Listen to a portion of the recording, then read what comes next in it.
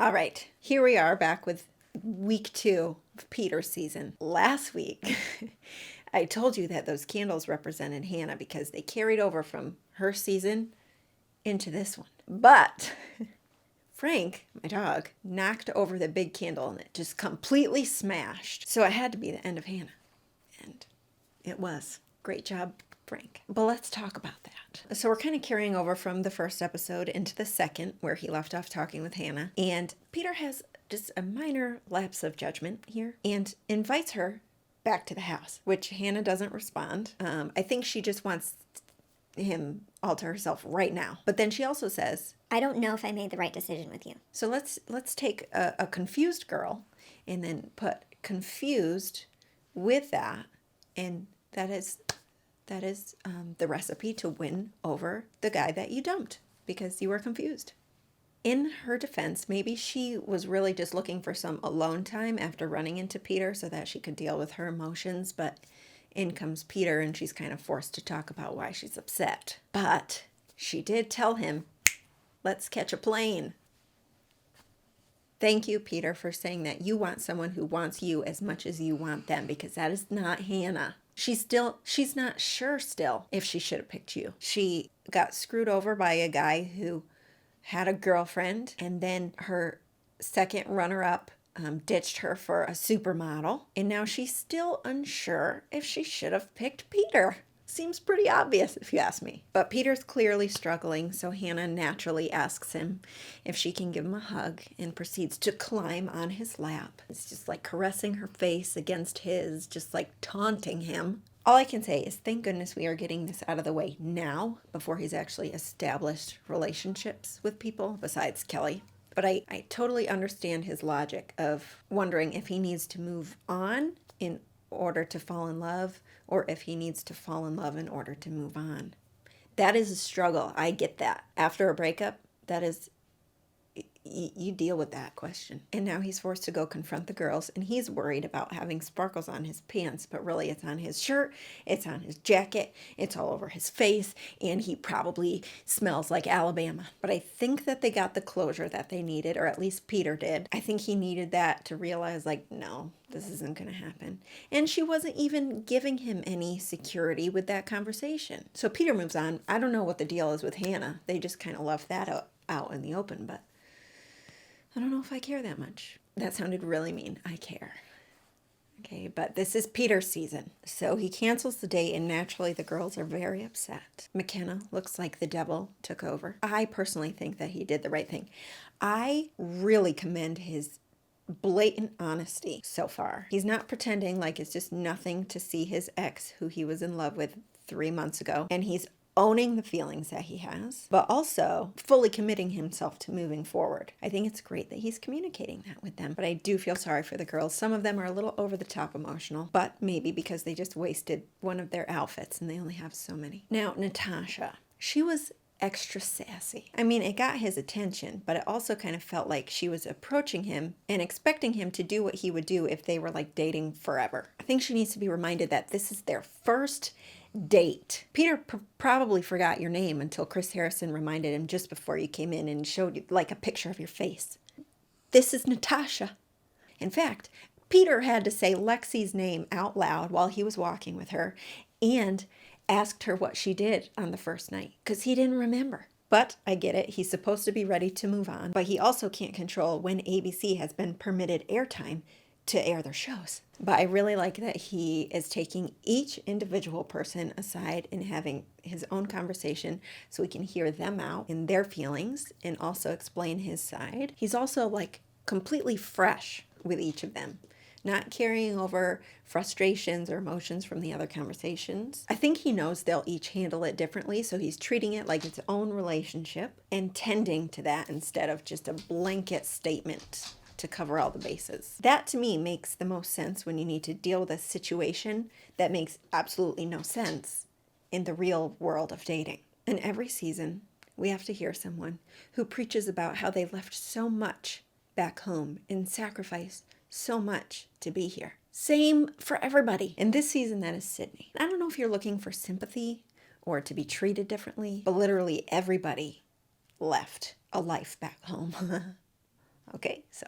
And you know what I realized? Unless we just haven't found out yet, I don't think anybody on this season has a child. Normally there's somebody. I think everybody's just really young in this group. But anyway, let's move on. He starts talking to McKenna, who, if you ask me, is the third Olsen twin. McKenna, Mary Kate, and Ashley. Stupid. They spend some time dancing, and Peter can't dance, but he gives it an honest effort, and then he pulls another pick her up and put her on the counter and start kissing her, which was a little bit smoother than last time. Still made me uncomfortable. But that date finishes up, and we get to the cocktail hour where champagne gate, I'm going to call it, ensues. And this is basically what the whole episode was all about, is this champagne. So Kelsey has this extra special bottle of champagne that she wants to share with Peter that she's been saving for a year or something. She got it on her birthday. One issue with that, she says the champagne represents her wanting to have a husband and to have kids. Champagne. Can someone explain that logic? Champagne, settling down. They just go hand in hand. So she gets everything set up, which people do all the time with these special things. But the smart people bring it out when they're ready to present it to the Bachelor. Not Kelsey. Which I remember, I think one time, it might have been Colton's season, somebody had like set up this really nice place to lay down and then found out later that he was laying there with somebody else.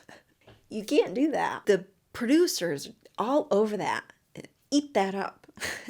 You're setting it up for yourself. So Kelsey showed a lot of crazy tonight, and I get her emotions and why she was upset, but it's a little much. So she confronts McKenna for taking Peter away when Kelsey just made it known that she had this special champagne that she was ready to share with Peter. And everybody's like, oh my gosh, yay, that's so exciting.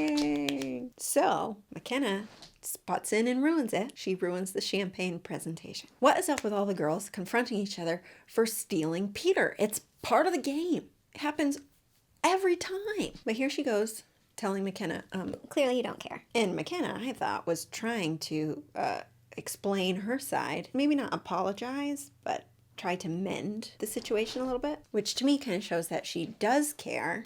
But still, snakes are not Kelsey's favorite animal. And if that wasn't bad enough, Peter and Hannah Ann drink the champagne, the special birthday champagne. Tears ensue, and someone's now going to have to fix Kelsey's makeup again. So Kelsey just walks out there, and all she says is, excuse me? And then just starts bawling. I'm sorry, it's mean for me to laugh.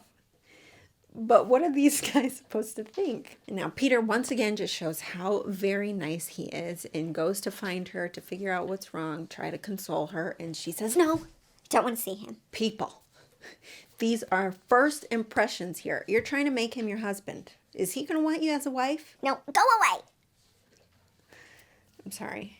I had a little bit of coffee today. Kelsey's not at the top of my list right now. She calls girls honey when she's arguing. That might be one of my number one pet peeves. It's like some weird way to try to make yourself feel superior, and it just drives me insane. Or sweetie. Ooh, that one's worse. And apparently, according to Hannah Ann, there was a mix-up of champagnes. It's probably true, but I doubt it was a mix-up. This was calculated meticulously by the Bachelor. But nonetheless, props to Hannah for trying to defend the situation and let Kelsey know it was unintentional. Unfortunately, there was nothing she was going to be able to say to calm down Kelsey. Nothing. So rose ceremony comes, and we're still in the stage of the game where you don't recognize anybody except for like 5 people, and he's giving roses to people that you've like never seen before in your life, including Sarah, who I predicted to win. We haven't seen anything of her, but she's in great shape. Did you see her arms? And the suspenseful last rose obviously goes to Kelsey. It's always a person nobody wants to stay, and it's supposed to provide suspense, but it's a strategy we've seen before many times. Bachelor needs to do something new to keep us on our toes. And now we are left with 19 girls. I think, based off what somebody else said. Okay, so second group day of the show, the modeling date. And no offense to Janice Dickinson, but Carson Presley was the only one I knew, and I didn't even know his name, just knew his face. This is a great competition. The winner gets the entire Revolve collection. the entire thing. Like, are you kidding me? The girls can only bring 2 suitcases with them, so how are they even going to bring this all home? You can't fit that in there. But also, really, let's have a modeling date and invite Hannah Ann. And then we got Victoria F. freaking out because she doesn't want to walk the runway, but her freak out was very entertaining and unneeded because clearly she rocked it. And Peter's catwalk.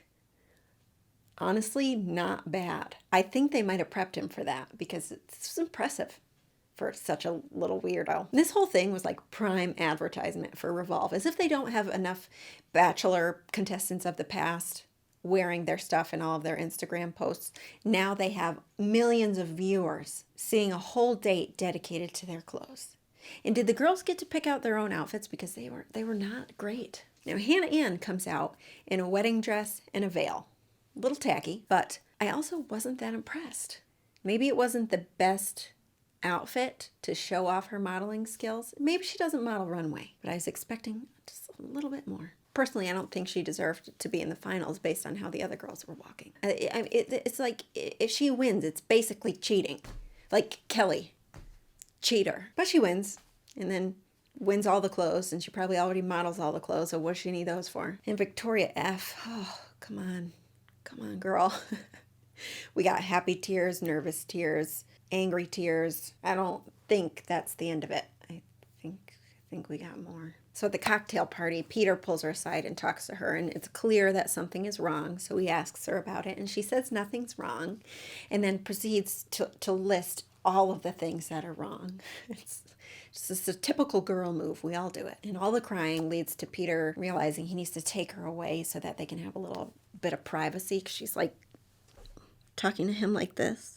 But he leads her to a place where there's like 4 hidden cameras in a very working, active microphone. You can't ever escape. I mean, do you remember when Caitlin Bristow and Nick went up to her hotel room? They shut the door, but the things they were doing were still very audible.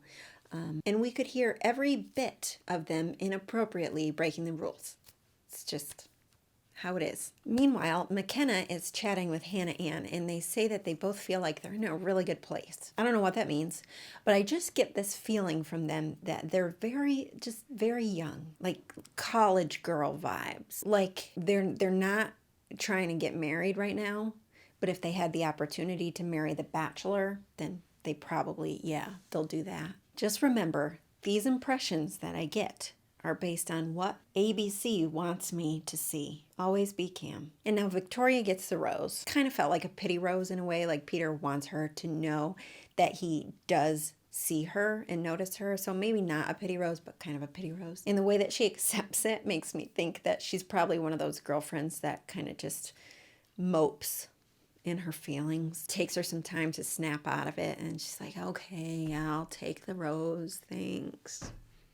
I can be that way sometimes. I think everybody can a little bit, but I still like her. We got to work on some inner strength. And now starts the first round of drama for Peter Weber's season of The Bachelor. And it's over champagne. Hannah Ann sits down with Peter and tells him that she was crying all night. The whole night. Just crying. Which Kelsey was mean. I got to agree with that. But so Peter confronts Kelsey and very clearly catches her.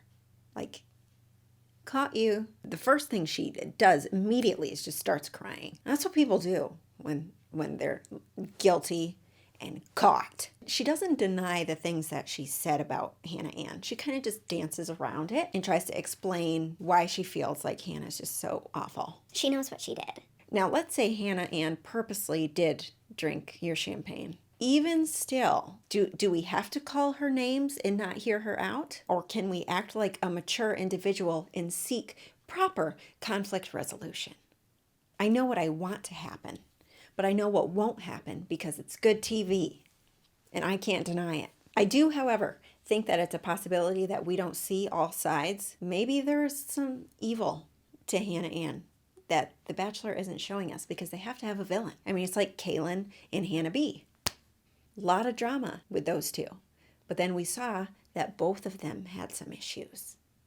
Okay? So Kelsey goes and cries alone in the bathroom and has a full-on conversation with somebody We don't know who she was talking to. Maybe it's how she deals with things. And that's how we end the show. And our previews for the season, next episode, show lots of crying and some more drama with the champagne gate. It's awful entertainment, but it is just great. We also see more inner conflict with Peter.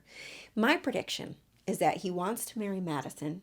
Madison backs out, so he moves on, and Madison comes back. And his mom is like, don't let her go, because his mom just loves Madison. And I don't know how it ends. I'm wrong a lot, just so you know. But that's it. That about covers week 2. So much drama and just really annoying. These girls are so annoying. Just grow up. Okay, thank you. Thank you for watching, and I'll see you next week.